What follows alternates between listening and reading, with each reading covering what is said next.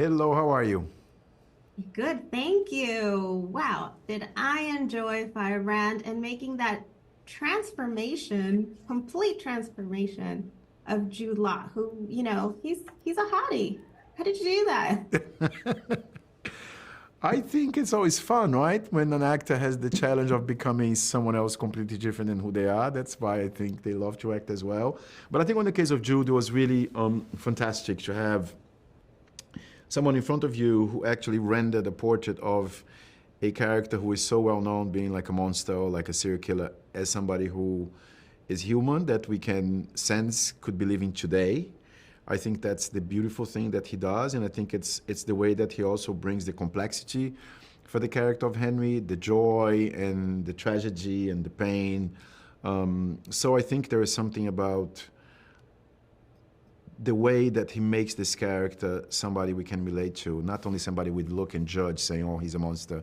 This is a man of his time, and I think Jude did this beautifully. I love period films, by the way, so this for me was a cup of tea.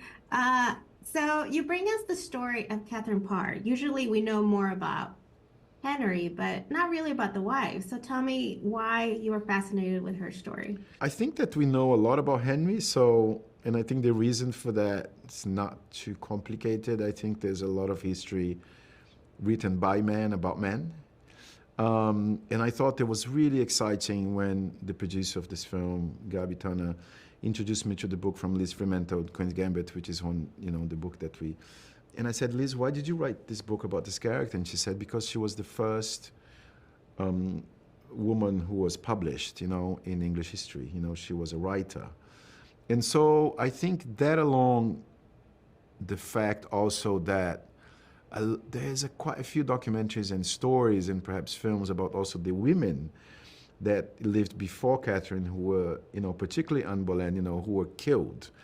And I think there's a fascination, especially from a male perspective about, women that are killed in cinema, and I wanted to do the opposite. I think here there's a woman who's thriving, who survived, and who was also a very educated, enlightened woman for the time that she lived. So I think all of that was a very exciting perspective in front of me of looking at this character, which I think has been underrepresented, in sort of official history. And a perspective of how people didn't really have control of their lives. It was controlled by others.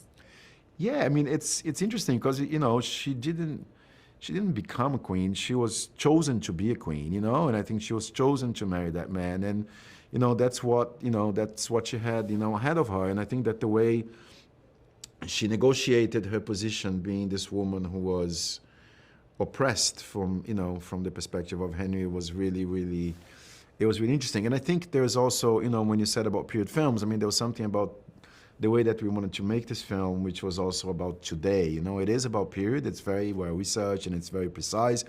But yet, I think we're seeing a lot of Henrys popping up, in our TV screens lately, particularly in the last year or so. So I think that for me was something that was very exciting. And also, there is a lot of women that are invisible and that have been so crucial in history and also in the present. And I think that celebrating those women is the least we can do these times. Well, thank you so much for your time and bring us more of these films, please. Thank you. We will. Thank you. Thank you for watching it.